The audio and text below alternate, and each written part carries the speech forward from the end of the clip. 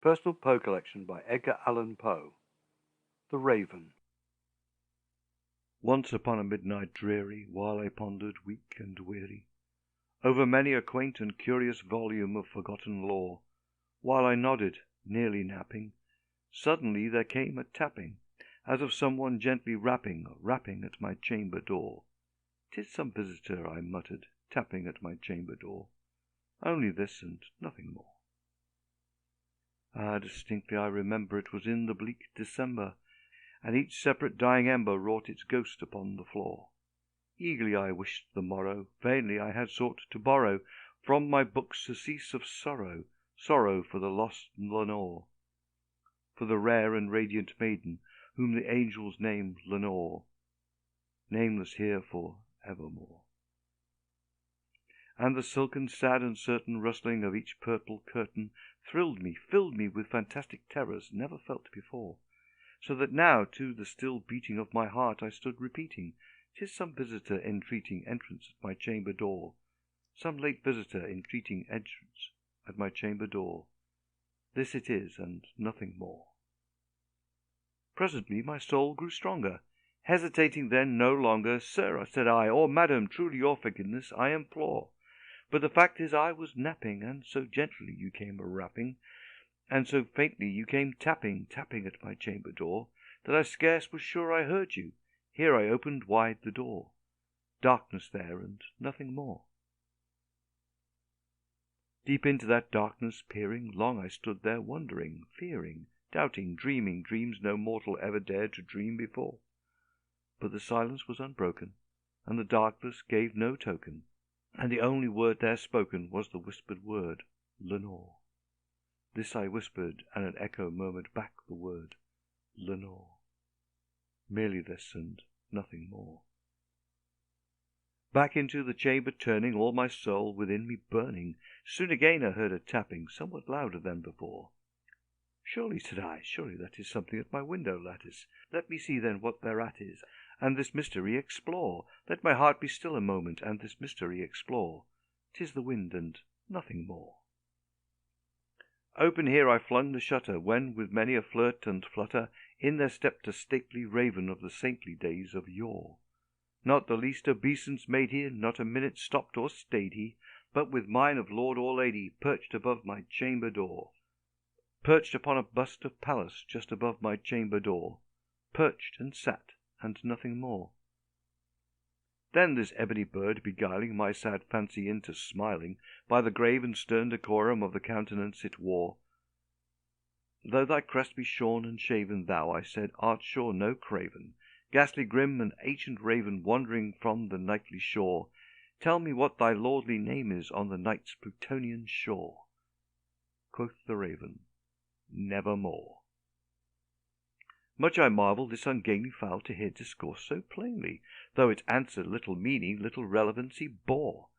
For we cannot help agreeing that no living human being ever yet was blessed with seeing bird above his chamber door, bird or beast upon the sculptured bust above his chamber door, with such a name as Nevermore. But the raven, sitting lonely on the placid bust, spoke only that one word, as if his soul in that one word he did outpour.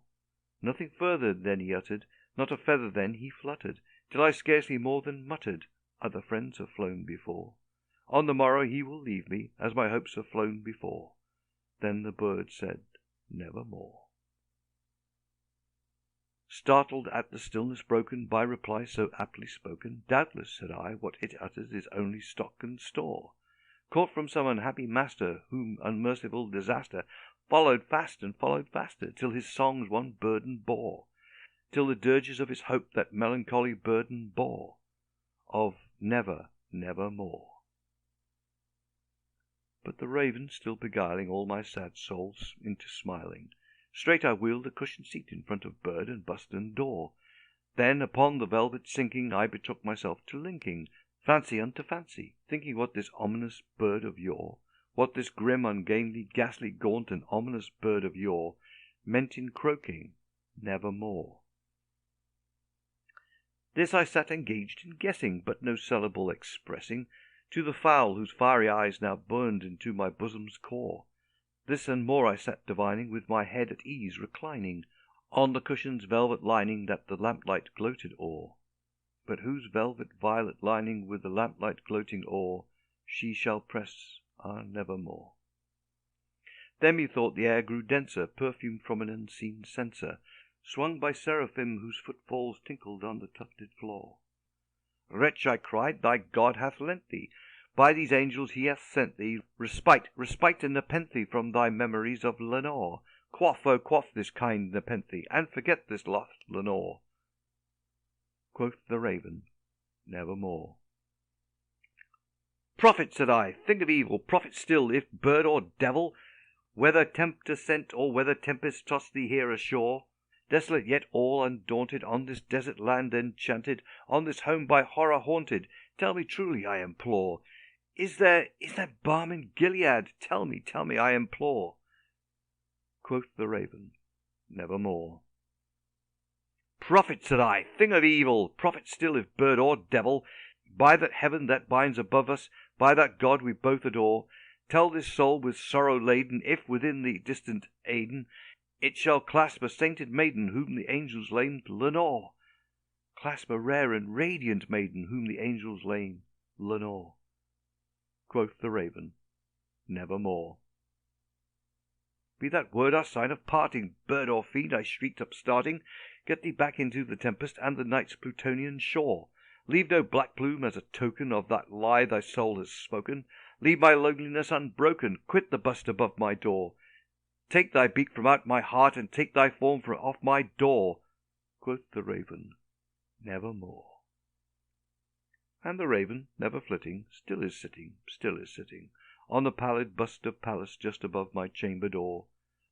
And his eyes have all the seeming of a demon's that is dreaming, and the lamplight o'er him streaming throws his shadow on the floor, and my soul from that shadow that lies floating on the floor shall be lifted nevermore.